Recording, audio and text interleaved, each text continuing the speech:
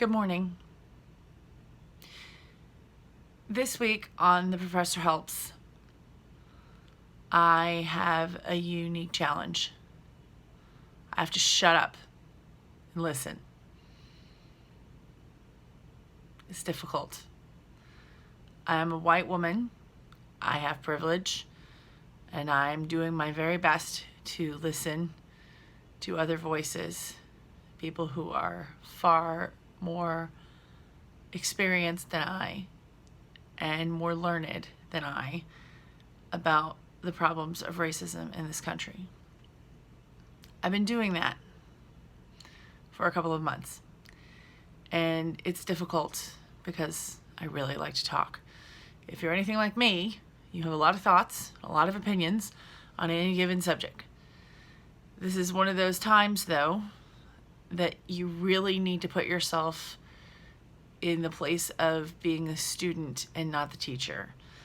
And I finally started to get it. I sat down last week to write a post on my blog about George Floyd and racial unrest and how difficult this must be. And I finally got it.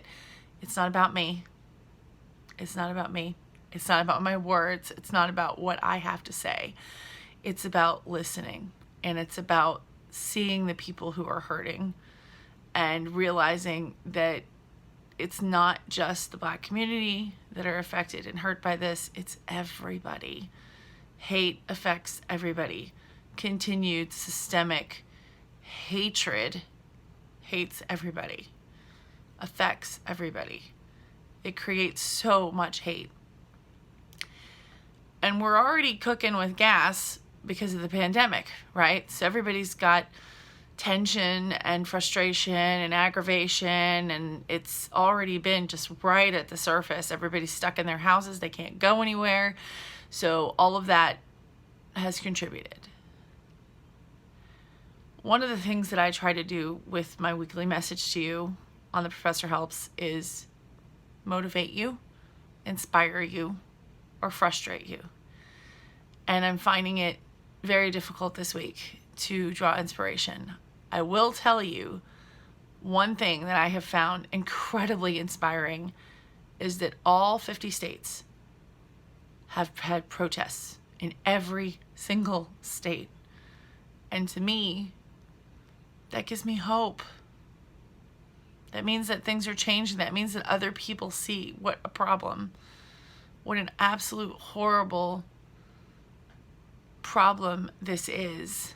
And people being murdered for the color of their skin is not acceptable. People are rising up.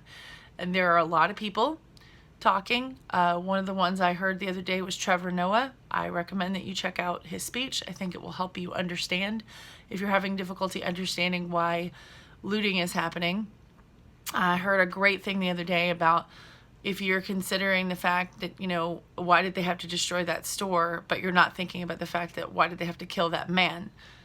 Your priorities are a little bit out of whack. And I cannot stress this enough to the people who are out there listening and watching me. I think that the time has come for us to just shut up. But not so much that we don't give support. Somebody who I greatly respect and admire in the space of talking about racial inequality talks about the fact that when we're silent, it actually hurts more. So expressing your support and saying, I'm doing my best to learn. I'm doing myself the service of sitting back and being quiet and asking you, what can I do to help you? One of the things that I've continually done is read a post that a friend of mine posted, which is, I will not tell Black people how to mourn, protest, or handle themselves, or feel. And I think that that list needs to be longer. I'm not going to tell you whether you can loot or not. I'm not going to tell you how you feel. I'm not going to tell you what to expect. I'm not going to tell you anything. Because for too long, white people have been telling Black people what to do, what to think, how to feel, how to mourn, how to protest. And that is not our place. It's not our place. And I think the thing that I keep coming around to is it has taken all of us to rise up and see this as a problem for things to get violent and things to get loud. But that is what was missing. The fact that the entire country has erupted in protest is something to pay attention to. And I think that it's an important lesson. You shouldn't wait for it to affect you personally to take it seriously. And I really think that that's the key to all of this. Figuring out what you can do. And there are a ton of articles right now. Make sure that they're written by Black people.